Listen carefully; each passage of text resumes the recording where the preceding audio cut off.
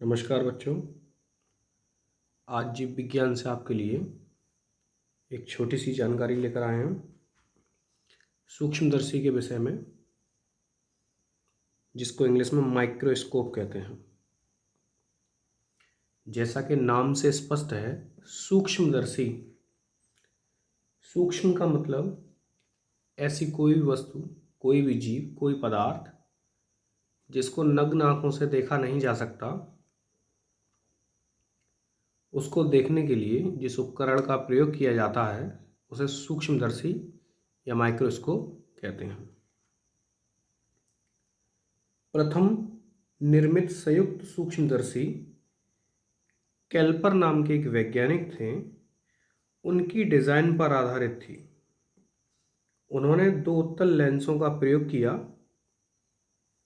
और सूक्ष्मदर्शी बनाने का प्रयास किया, लेकिन पहली विच्छेदन सूक्ष्मदर्शी का निर्माण जेनसेन तथा जेनसन ने 1590 में किया।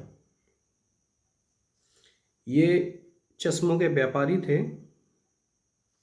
इन्होंने स्टैंड पर लेंसों को फिट करके एक माइक्रोस्कोप बनाया, जिसमें दो लेंसों का प्रयोग किया इन्होंने।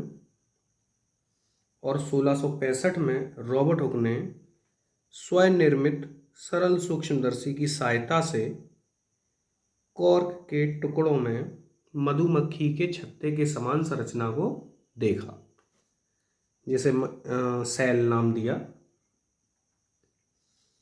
इसी प्रकार माइक्रोस्कोप के बारे में कुछ क्वेश्चन हैं, इजी क्वेश्चन हैं। हर साइंस के स्टूडेंट को ये क्वेश्चन आने चाहिए, क्योंकि बायोलॉजी पढ़ते समय जितनी भी सूक्ष्म चीज़ें हैं, जीव हैं, माइक्रोब्स हैं, बिना माइक्रोस्कोप के उनकी स्टडी नहीं की जा सकती।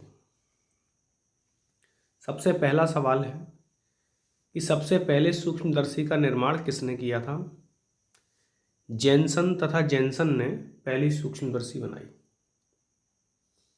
उसके बाद दूसरा प्रश्न है, संयुक्त सूक्ष्मदर्शी द्वारा वस्तु सामान्य से कितना बड़ी दिखाई देगी? तो वस्तु सामान्य से 2000 गुना बड़ी हो जाएगी अगर उसको देखने के लिए संयुक्त सूक्ष्मदर्शी का, कंपाउंड माइक्रोस्कोप का प्रयोग किया जाएगा। तो तीसरा प्रश्न है, प्रथम संयुक्त सूक्ष्मदर्शी का आविष्कार कहाँ हुआ था? तो यह आविष्कार हॉलैंड में हुआ था। और चौथा प्रश्न है, संयुक्त सूक्ष्मदर्शी की विभेदन क्षमता कितनी होती है?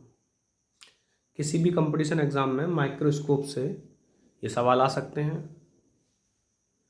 फर्स्ट ईयर में, बीएससी में माइक्रोस्कोप से प्रश्न बनते हैं। संयुक्त सूक्ष्मदर्शी की विभेदन क्षमता कितनी होती है? तो इसका आंसर है 0.275 म्यू। पांचवा प्रश्न है, मानव नेत्र की क्षमता या मानव नेत्र की विभेदन क्षमता कितनी होती है? तो इसका उत्तर है 25 म्यू। सूक्ष्मदर्शी के विषय में हर जीव विज्ञान पढ़ने वाले बच्चों को जानकारी होनी चाहिए। आज आपके लिए एक प्रश्न है जो आपको कमेंट करके बताना है। जो बच्चे जीव विज्ञान से अपना अध्ययन कर रहे हैं उनको ये प्रश्न का आंसर आना चाहिए। दो ऐसे जीव के नाम बताने हैं जिन्हें सूक्ष्मदर्शी की सहायता के बिना देखा नहीं जा सकता। जिन बच्चों को ये आंसर पता है, कमेंट में आंसर को सेंड करें। धन्यवाद।